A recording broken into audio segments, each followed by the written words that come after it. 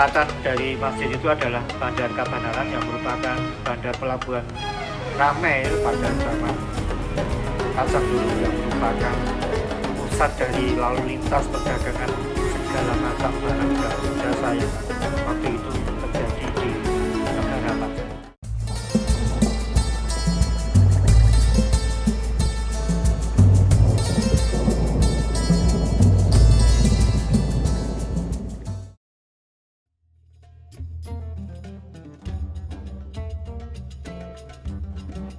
Masjid Laweyan menjadi salah satu saksi sejarah bagaimana masuknya Islam di kota Solo secara damai. Masjid Laweyan kini terletak di Jalan Liris nomor 1, Kampung Belukan, Kelurahan Pajang, Kecamatan Laweyan. Tersembunyi dari riuhnya Jalan Dr. Rajiman Solo dan konon katanya merupakan sebuah pura. Hal itu bisa terlihat dari konstruksi bangunan yang menyerupai pura. Meskipun masjid yang dibangun sejak 1546 itu sudah beberapa kali mengalami pemugaran, namun tak merubah bentuk utama masjid tersebut. Masjid Laweyan berdiri di atas tanah seluas kurang lebih 162 meter persegi di Kampung Pajang, Laweyan, Solo. Lokasinya tak jauh dari anak Sungai Bengawan Solo yang dulunya menjadi jalur perdagangan utama para saudagar.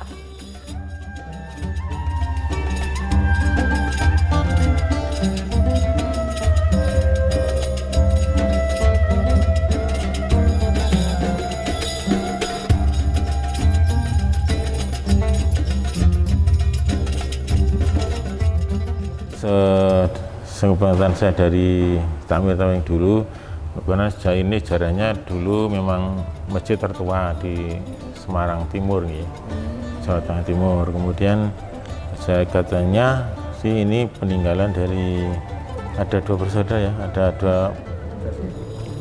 ini ada Ki Ageng Beluk dan Ki Ageng Nis. Ini berarti bukan bersaudara tapi ini sahabatnya katanya.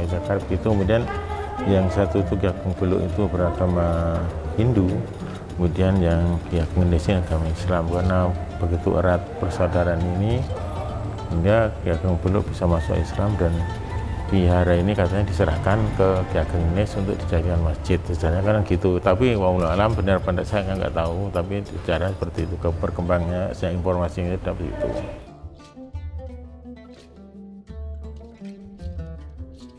Tahunnya 1500 berapa ya itu itu saya lupa masih sekitar yang ada itu.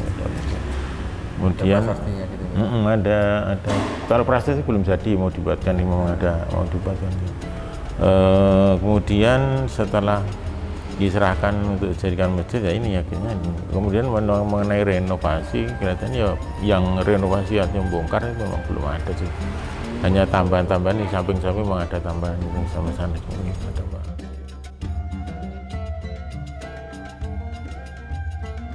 Iya, ya sebenarnya tembok ini, tapi tembok ini kan bukan pakai semen ini temboknya. Ini temboknya bukan dari semen. Dan hanya dari pasir dan itu apa?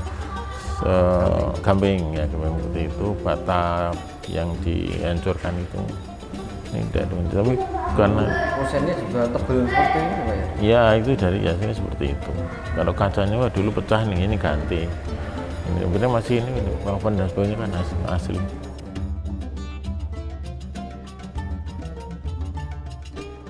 Sekarang masih asli. Ya, hanya tambahnya aja sampai seperti. Ya. Tapi kalau bentuk semula juga bentuknya asli. Ya.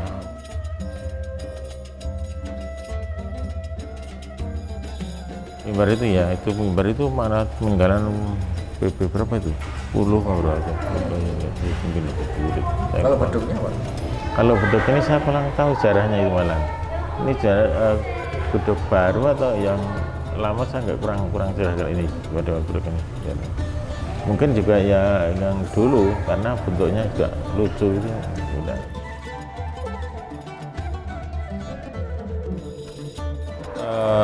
Ya ini katanya dari yang takmir dulu itu Demak, kemudian baru ini masjid ini katanya gitu. Tapi ini benar enggaknya saya nggak tahu ya Mas, hanya Sama panjenengan dapat cerita dari seperti itu. orang tua dulu, orang tua dulu dapat cerita dari Bahkan ini kan ada versi juga, ada yang profesor apa itu peneliti itu Pak Kasori itu katanya kalau dilihat dari masjid ini di tepi sungai dan di pinggir jalan itu, ini bukan wihara dulu, itu memang masjid, tapi ini baru dia juga diteliti juga. Ya, tapi belum.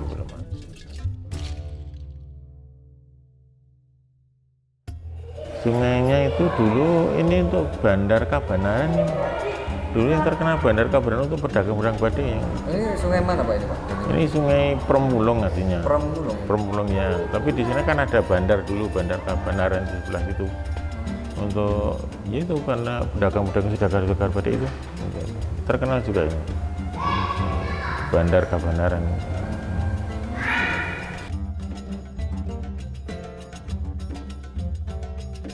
Ini sungainya dari ya nanti ke Bengawan Solo. Bengawan Solo ya. Mungkin anak Bengawan Solo kan. Anak Bengawan Solo ya.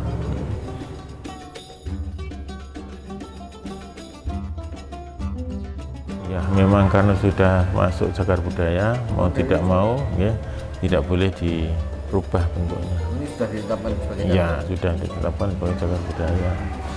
Kalaupun mau renovasi cuma cat-cat. Ya gitu, perbaikan itu asalnya tidak merubah bentuk. Tidak merubah. Ya.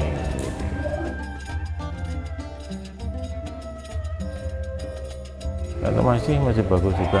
Paling hanya ini talang-talang yang sini yang bocor itu ya hanya itu aja. Ya kelemahannya kalau tembok seperti ini kalau hujan memang agak lembab. Jadi ini yang bawah ini sudah dikasih semen itu dilangkan, kemudian dilepo pakai semen yang bawah. Tapi yang atas itu masih tembok lama itu kuno itu.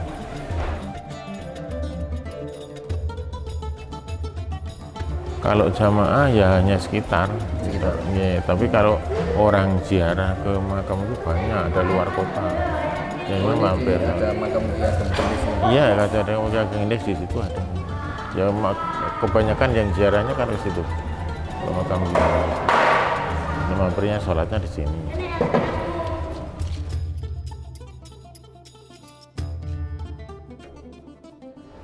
Banyak juga, banyak. Kemarin bahkan ada yang mau wisata religi itu ke sini dari Bandung itu 20 bis. Waktu itu masih masa pandemi itu saya tidak berani nerima.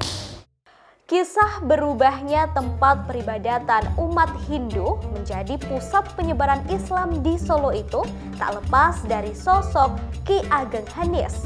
Ki Ageng Hanis juga guru spiritual Joko Tingkir atau Mas Karebet, pendiri serta raja pertama Kerajaan Pajang dengan gelar Sultan Hadiwijaya. Oleh Sultan Hadiwijaya, Ki Ageng Hanis diberi tanah perdikan yang kini bernama Lawean. Sebelumnya, Lawean merupakan wilayah kekuasaan Pengging atau peradaban Hindu.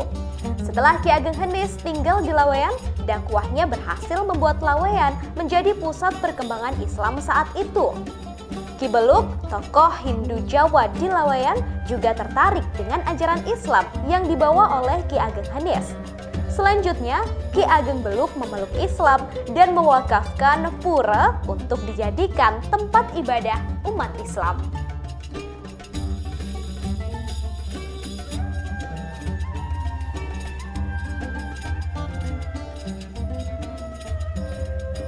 Kalau Ki Ageng Hanis, setahu saya dengar saya itu adalah yang menurunkan Raja-Raja Mataram.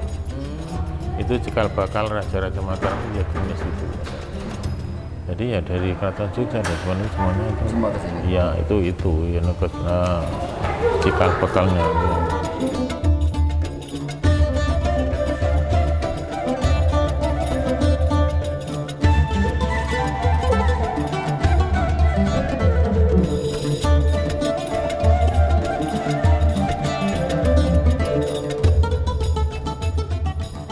Untuk penyebaran agama Islam di kota Surakarta itu bisa kita tarik panjang ketika pada zaman Pajang ya.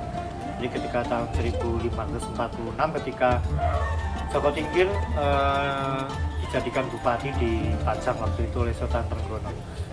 Dan kemudian di Pajang dulu ada sebuah pura yang dimiliki oleh Ki Ageng Beluk.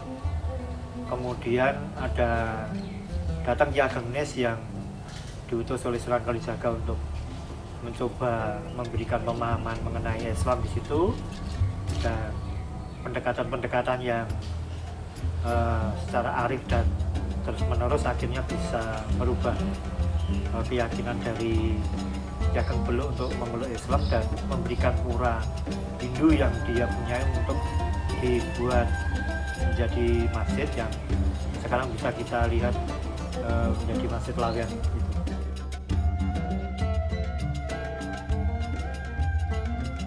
Itu di Kampung Laweyan juga di bibir sebuah sungai yang dulu merupakan pusat atau tempat keramaian ya dulu, karena di selatan dari masjid itu adalah Bandar Kabanaran yang merupakan bandar pelabuhan ramai pada zaman Pajang dulu, yang merupakan pusat dari lalu lintas perdagangan segala macam barang dan jasa yang waktu itu terjadi di negara Pajang.